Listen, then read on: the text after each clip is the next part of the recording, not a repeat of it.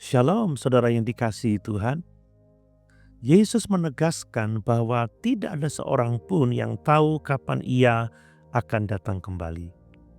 Karena itu, tugas kita adalah berjaga-jaga dan berdoa supaya ketika ia datang, kita didapati siap dan setia.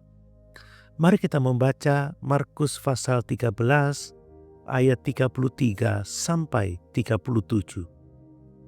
Hati-hatilah dan jagalah, sebab kamu tidak tahu bila manakah waktunya tiba.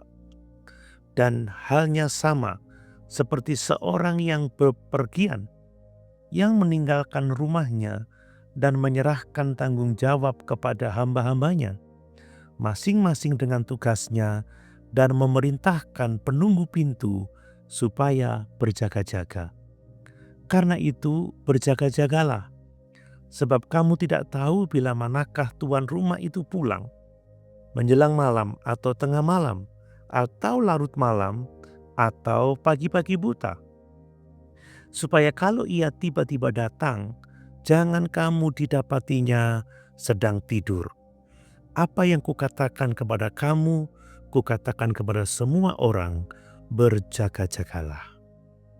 Saudara, kedatangan Kristus tidak diketahui waktunya. Yesus menekankan, kamu tidak tahu bila manakah waktunya tiba. Banyak orang mencoba menghitung atau menebak waktunya. Tetapi yang Yesus minta adalah berjaga, bukan berspekulasi. Ketidakpastian waktu menuntut kita untuk siap setiap saat. Orang yang sadar akan kedatangan Kristus tidak menunda pertobatan dan pelayanan. Saudara, berjaga-jaga berarti setia dalam tugas.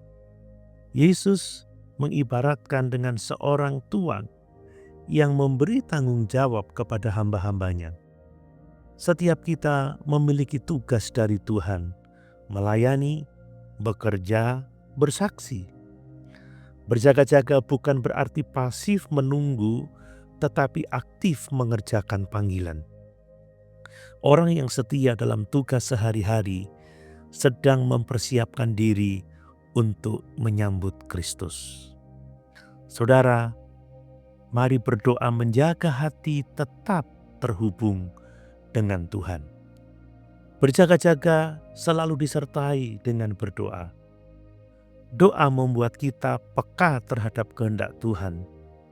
Doa menjaga hati kita tetap teguh, tidak tertidur secara rohani. Berjaga tanpa doa akan membuat kita lemah. Doa tanpa berjaga akan membuat kita lalai. Keduanya harus berjalan bersama. Saudaraku, apakah kita sedang berjaga-jaga atau justru tertidur secara rohani? Apakah doa kita masih hidup atau sudah padam oleh kesibukan dunia? Mari kita berjaga dan berdoa supaya saat Kristus datang, kita ditemukan setia. Mari kita berdoa.